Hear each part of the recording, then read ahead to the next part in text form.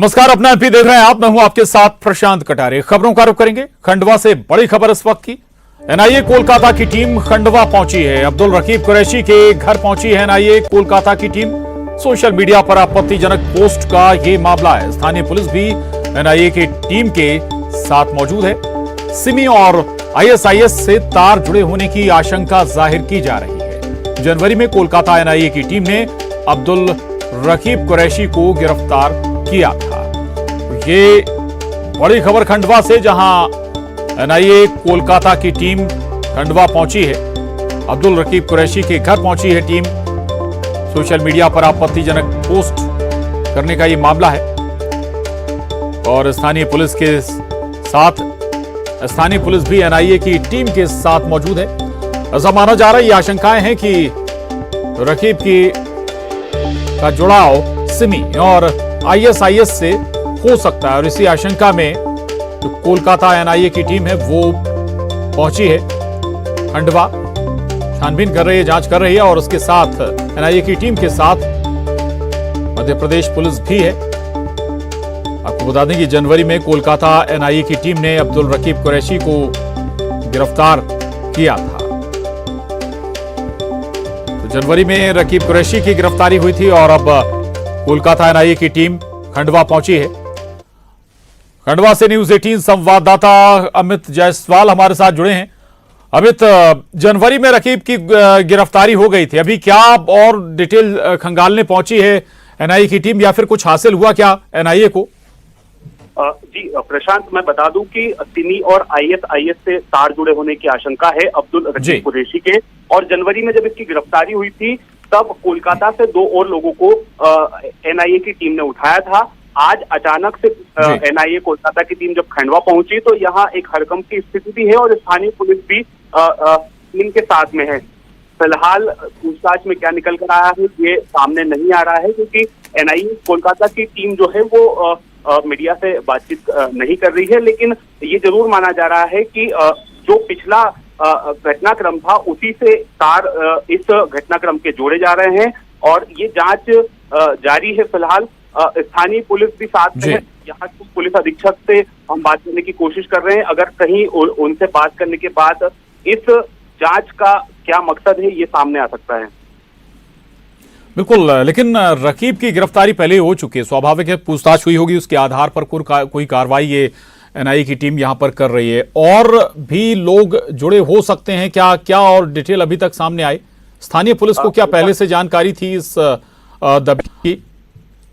जी प्रशांत, मैं बता दूं कि खंडवा को संवेदनशील जिलों में जाना जाता है और एक समय ये सिमी का गढ़ भी हुआ करता था और लगातार यहाँ इस तरह की गतिविधियां सामने आती रही हैं। अब जब अब्दुल रकीब कुरैशी की गिरफ्तारी हुई थी तो उससे पूछताछ के बाद जब टीम यहाँ आई है तो जरूर अब्दुल रकीब कुरैशी से टीम को कोई महत्वपूर्ण सुराग हाथ लगे होंगे। उसी के बाद ये टीम आई है।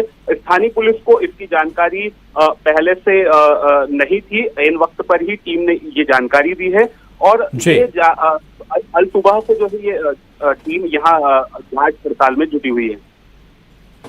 बिल्कुल, लगातार जांच पड़ताल में एनआईए की टीम जुटी हुई है। कोई और डिटेल की रकीब के अलावा कहीं और भी दबिश देनी हो? रकीब के अलावा ठिकानों उनके घर पर जरूर पहुंची है, उससे जुड़े कोई और सोर्सेज या फिर उस दौरान जब एक्शन हुआ था, आप चूंकि बता भी रहे हैं कि खंडवा संदिग्ध जिलों में रहा है इस तरह की गतिविधियों के लिहाज से?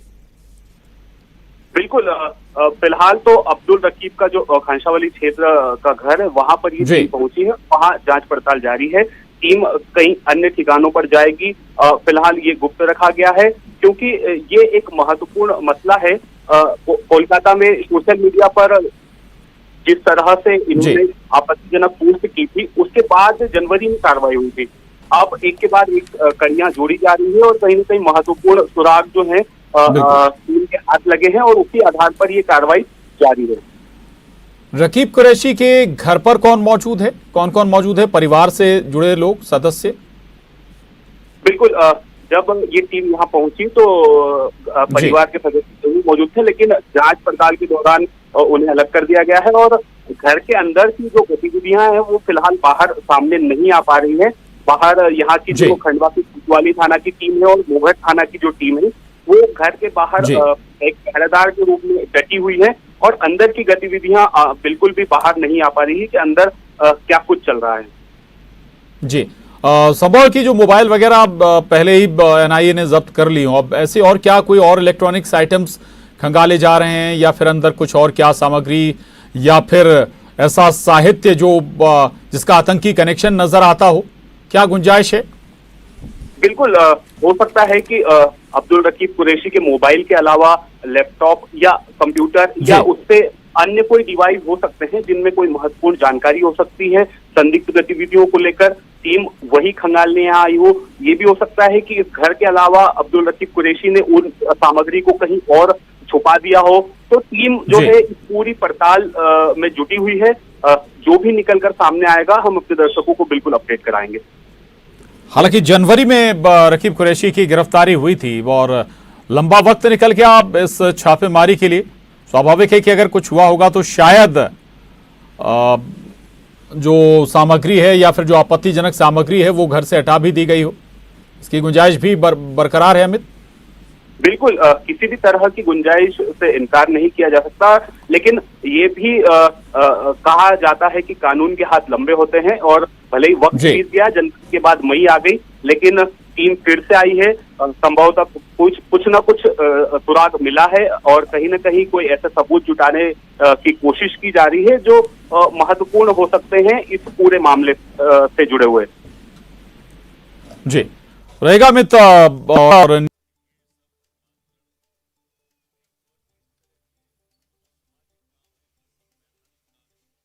खंडवा पर अब दबिश है एनआईए की, लेकिन हमने अगर पिछले कुछ वक्त को, पिछले कुछ महीनों नहीं बल्कि हम 1-2 साल को खंगालें तो लगातार एनआईए का एक्शन बढ़ा है। अब खंडवा को लेकर कोई स्पेशल इनपुट था जिसके बाद एनआईए की ये बड़ी कार्रवाई, एक्शन?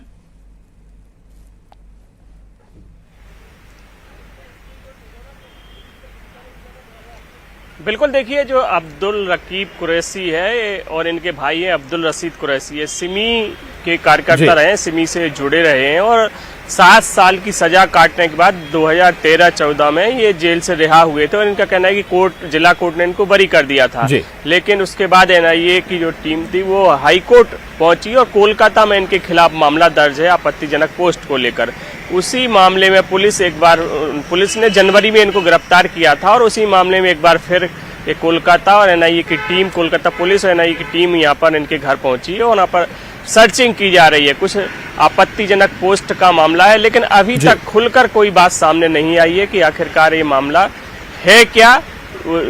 आपत्तिजनक पोस्ट से जरूर इसको जोड़कर देखा जा रहा है, लेकिन स्थानीय पुलिस अभी तक इसकी पुष्टि नहीं कर रही है कि किस मामले में पुलिस, कोलकाता की पुलिस यहाँ पहुंची है, एनआईए की टीम है या नहीं है, इस पर भी अभी सस्पेंस बरकरार है। बिल्कुल सस्पेंस बरकरार है। मामला क्या, हालांकि जल्दी हो सकता है कि जब कार्रवाई पूरी हो जाए उसके बाद तस्वीर कुछ साफ हो। शुक्रिया अरुण आपका इस पूरी जानकारी के लिए। अमित, आपका भी धन्यवाद। आगे बढ़ेंगे और अगली खबर, हिजबुत तहरीर का मोहम्मद सलीम, असली नाम सौरव राजवैद। हिंदू से मुस्लिम बने सलीम को एमपी एटीएस ने हैदराबाद से गिरफ्तार किया है। भोपाल के बैरसिया इलाके में सलीम के माता पिता रहते हैं। 2010 में जब इसने धर्म परिवर्तन किया था तब परिवार के लोगों ने विरोध किया था। परिवार के विरोध के बाद सौरव राजवैद घर छोड़कर चला गया था। इसकी करतूतों का जब खुलासा हुआ तो सौरव की मां वसंत जैन रोने लगी। इसके पिता का नाम डॉक्टर अशोक राजवैद है। सौरव राजवैद ने अच्छी शिक्षा हासिल की थी। पिता डॉक्टर अशोक राजवैद ने कहा कि ये सब कुछ अंतर्राष्ट्रीय साजिश के तहत हुआ है। तेज लड़कों पर उनकी नजर होती है, उनको हिंदू से मुस्लिम बनाते हैं। ये डॉक्टर जाकिर नाइक की साजिश है। वे लोग ऐसा नशा पिलाते हैं कि ओरिजिनल इस्लाम एक तरफ हो जाता है और लोग कट्टर हिंसक बन जाते हैं। भोपाल के वीआईटी कॉलेज में सौरव के साथ एक प्रोफेसर कमाल था, उसने ही उसका ब्रेन वॉश किया था, ये आरोप परिवार वाले लगा रहे हैं। जाकिर नाइक से उसने सौरव को मुंबई में मिलवाया था और उसने भोपाल में कई लोगों को कन्वर्ट कराया था। ये आरोप परिवार वालों के।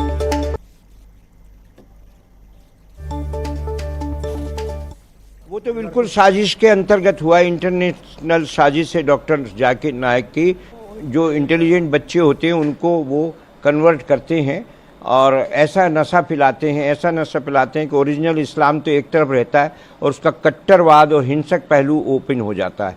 तो इसमें डॉक्टर कमाल जो सौरभ के साथ प्रोफेसर था TIT कॉलेज भोपाल में, उसने ही उसका सारा ब्रेन वाश किया है और जाकिर नाइक से भी उसको बम्बई में मिलाया और कन्वर्जन में उसका पूरा हाथ है और उसी समय उसने भोपाल में कई लड़कों को भी कन्वर्ट किया। बहुत बढ़िया था और इतना कहना मानता था कि हमसे कहता, माँ तुम जैसी लड़की से शादी करोगे मैं तैयार हूँ, अंधी लंगड़ी लूली बस तुम्हारी खुशी के लिए, सब कुछ क्या, वो झूठ नहीं बोलता था। और अब अगर ये उसे ब्लैकमेल करके झूठ बुलवा रहे हैं तो हम कह नहीं सकते हैं। और कई दिन तक तो हमने उसके आने जाना भी रखा, गए हम देखने के कि कौन कौन आ रहा, कौन कौन जा रहा, सारी गतिविधियां हमें पता नहीं पड़ा।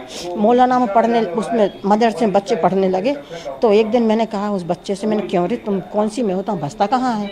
तो कहने लगे नानी के पास। मैं नानी का बस्ता क्यों गया, नानी पढ़ती है क्या? तो कुछ नहीं बोला। फिर मैंने कहा अब तुम शाम को आज बस्ता लेके आना, मैं तुम्हें देखूँगी, मैं पढ़ाऊँगी। फिर दूसरे दिन जी खाला के गया तो मैंने क्यों रे तेरी इंजेक्शन लगा था, डॉक्टर गए थे तो कहाँ लगा, दर्द हो रहा हो? नहीं दादी वो हम खाला के गए थे। मैंने क्यों? क्या वो डॉक्टर नहीं मिले। तो बस इनको गुस्सा आके इन्होंने कहा निकलो घर से हमारे से, धर्म तुमने जो आतंकवादी के धर्म क्या अपना गलत धर्म, आतंकवादी हो तुम, आतंकवादी का मैं तो वापस आ जाओ। इस वजह से ये बहुत इनकी लड़ाई हो जाती थी तो मैं उससे कहती भैया बहस मत कर पापा से, चुप हो जाता था। इसीलिए निकाला था उन्होंने कि तुम ये ठीक नहीं कर रहे हो, तुम ये देशद्रोही मत बनो, तुम ठीक नहीं हो। मैं भी कहती हूँ। अब मुझे नाम तो नहीं है पता लेकिन दाढ़ी माड़ी रहती थी उनकी, पहनाव से ही पता पड़ जाता था कि जब मुसलमान है, पर आते थे साथ में, उसे अकेले नहीं छोड़ते। तो आपने बोला नहीं कि इनको लेकर क्यों आते? कहा मैंने, कहना माँ मैंने कहा ही नहीं इनसे, बताओ। लेकिन मैंने कहा तो मैंने कहा माँ इनसे नहीं है। फिर हम ज़्यादा उनसे इसलिए कुछ नहीं कहते थे मुसलमान। आगे बढ़ेंगे और भोपाल से बड़ी खबर है। मुख्यमंत्री शिवराज सिंह चौहान का बड़ा बयान है। जो तथ्य सामने आए हैं उनकी गहराई में हम जा रहे हैं। कि साफ है कि लव जिहाद, धर्मांतरण और फिर आतंकवाद गतिविधियों, असंतोष फैलाने की कोशिशें करना, ये हमने बहुत गंभीरता से लिया है। मैं ये साफ कर देना चाह रहा हूं कि लव जिहाद, धर्मांतरण का कुचक्र चलने नहीं देंगे। हमने पहले भी सिमी के नेटवर्क को ध्वस्त किया है। इस तरह की गतिविधि किसी भी कीमत पर बर्दाश्त नहीं की जाएगी। इन्वेस्टिगेशन चल रहा है, पूछताछ चल रही है। ATS सेंट्रल एजेंसी से मिलकर काम कर रही है। HUT के आतंकी मामले में जाकिर नाइक का नाम सामने आने पर मुख्यमंत्री शिवराज सिंह चौहान ने ये बातें कही। उन्होंने कहा कि सारी जांच जारी है, जो भी दोषी होगा उसे बख्शा नहीं जाएगा। सामने आए हैं, उनकी गहराई में हम जा रहे हैं। एक चीज साफ है, लव जिहाद, धर्मांतरण और धर्मांतरण के बाद आतंकवादी गतिविधियों को प्रश्रय, असंतोष फैलाने की कोशिश करना, ये हमने बहुत गंभीरता से लिया है। और मैं ये साफ कर देना चाहता हूं, ना तो लव जिहाद चलेगा, धर्मांतरण का कुचक्र चलने नहीं देंगे। हमने पहले भी सिमी के नेटवर्क को ध्वस्त किया है। इस तरह की गतिविधियां किसी भी कीमत पर बर्दाश्त नहीं की जाएगी। इन्वेस्टिगेशन चल रहा है, पूछताछ चल रही है। ATS सेंट्रल एजेंसीज के साथ मिलकर काम कर रही है।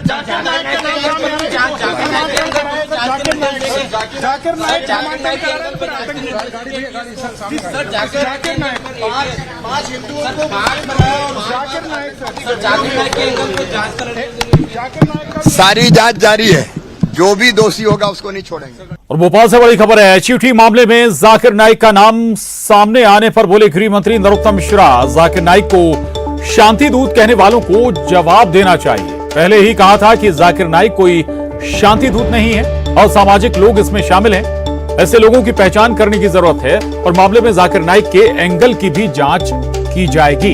ये बड़ा बयान गृह मंत्री नरोत्तम मिश्रा का।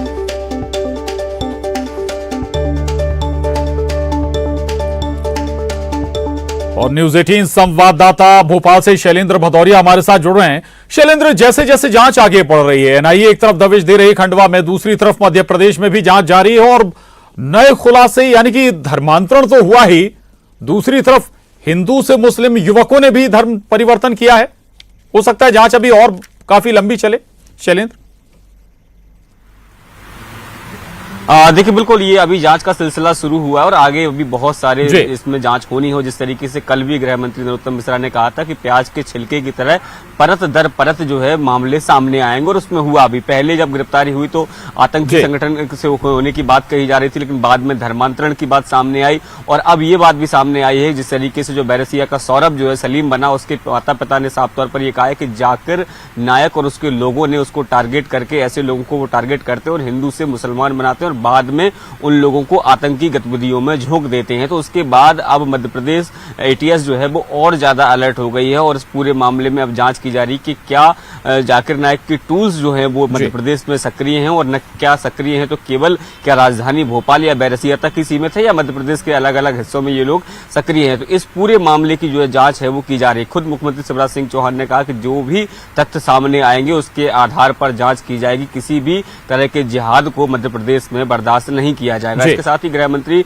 नरोत्तम मिश्रा ने भी इस पूरे मामले में जांच की बात कही और साथ ही विपक्ष पर भी निशाना साधा है, क्योंकि उन्होंने कहा कि जिस तरीके से दिग्विजय सिंह मध्य प्रदेश सरकार के पूर्व मुख्यमंत्री हैं, वो जाकिर नायक को शांति दूत कहा करते थे, लेकिन अब वही शांति दूत जिस तरह की घटनाओं को अंजाम दे रहा है, इस पर कांग्रेस को जवाब देना चाहिए। तो अभी ये जांच शुरू हुई है और जांच में एटीएस और एनआईए मामले में लगातार पूछताछ कर रही है। अब देखना होगा किस तरह के और नए तथ्य सामने आते हैं। जी जी बिल्कुल, बड़ा महत्वपूर्ण होगा इस जांच का अंजाम तक पहुंचना। और क्या कुछ कहा है गृह मंत्री डॉक्टर नरोत्तम मिश्रा ने, ये सुनाते हैं आपको। देखिए, ये स्पष्ट होता जा रहा है और ये जवाब अच्छा हो जाकिर नायक जी को शांति दूत कहने वाले थे। हम पहले से ही कहते थे कि जाकिर नायक कोई शांति दूत नहीं है। ये सब धर्मांतरण और इस तरह के जो असामाजिक काम है, असंवैधानिक कार्य हैं, ये सब के सब इस तरह के लोग इसमें लिप्त हैं और इसलिए ऐसे लोगों को चिन्हित किया जाना चाहिए।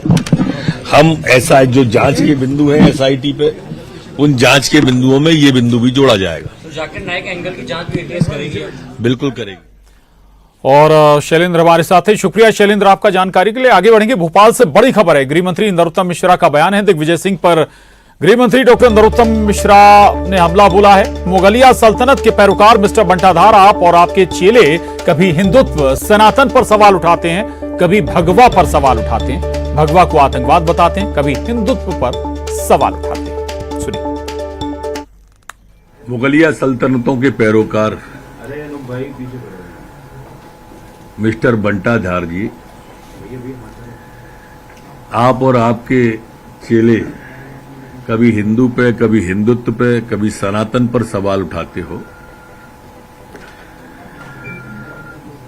कभी भगवा को आतंकवाद बताते हो, कभी जाकिर नायक को शांतिदूत बताते हो, कभी राम मंदिर की निर्माण की तारीख गलत बताते हो। आपने कभी जेएमबी पे सवाल उठाया है? अभी हटके इतने आतंकवादी पकड़े गए, इन पे कभी आपने सवाल उठाया? इन्हीं पर सवाल क्यों उठाते हो आप? ये जानबूझ के उनकी आत्मा को दुखी करना, ठेस पहुंचाना और समाज को तोड़ने का कुत्सित प्रयास किया जा रहा है। और सिवनी से बड़ी खबर है। कांग्रेस नेता दिग्विजय सिंह की हिंदुत्व वाले बयान पर सफाई आई है। कांग्रेस और कमलनाथ के सॉफ्ट हिंदुत्व के मामले पर उन्होंने सफाई दी। कमलनाथ का झुकाव हिंदू और सनातन धर्म की परंपराओं के साथ है, उनका झुकाव हिंदुत्व के साथ नहीं है। दरअसल कल दिग्विजय सिंह ने बयान भी दिया था। हिंदुत्व और सनातन की परिभाषा उन्होंने बताई थी, आज उस पर सफाई भी आई। का मतलब क्या धर्म है? ये क्या, इसका क्या संबंध है? सनातन धर्म हिंदू धर्म से हिंदू का संबंध क्या है?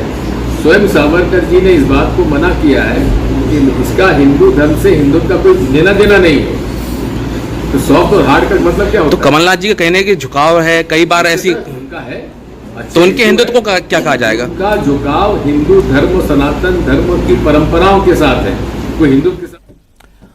न्यूज 18 संवाददाता रंजना दुबे हमारे साथ जुड़ी हैं। रंजना, अब बीजेपी दिग्विजय सिंह को लगातार घेरती रही है, बताती है आतंकी समर्थक हैं आप, और तमाम इस तरह के आरोप लगाती रहे हैं, और अब हिंदुत्व और सनातन की बात कर रहे हैं। आज दोबारा बयान भी आ गया। काउंटर कर रहे हैं क्या दिग्विजय?